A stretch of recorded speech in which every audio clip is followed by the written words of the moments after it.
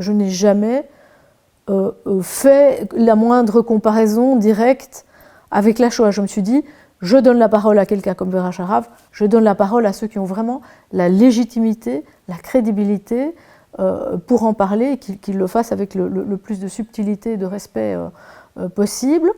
Évidemment, avec la pandémie, elle a tout de suite vu les parallèles entre la montée du nazisme, donc pas uniquement, on ne parle pas uniquement de la fin de la solution finale, de la fin de la guerre, mais tout ce qui a précédé à partir des années 30, 1933, les premières lois d'exception.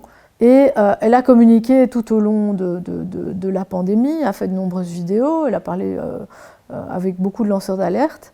Et elle vient de sortir je pense que c'était déjà en projet, mais ça l'a vraiment motivée à sortir cette série. Mais alors là, absolument édifiante, stupéfiante, remarquable, effrayante aussi, qui s'appelle Never Again is Now Global.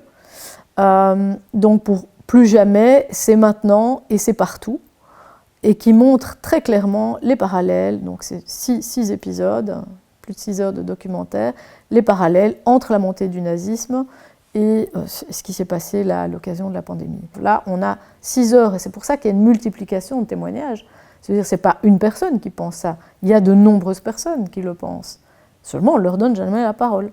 Donc voilà, aujourd'hui, il faut pouvoir aller au-delà de cette censure, de cette manipulation, et dire, mais non, écoutez, là, il faut vraiment se réveiller, il faut pouvoir penser l'impossible, il faut donner la parole à tout le monde.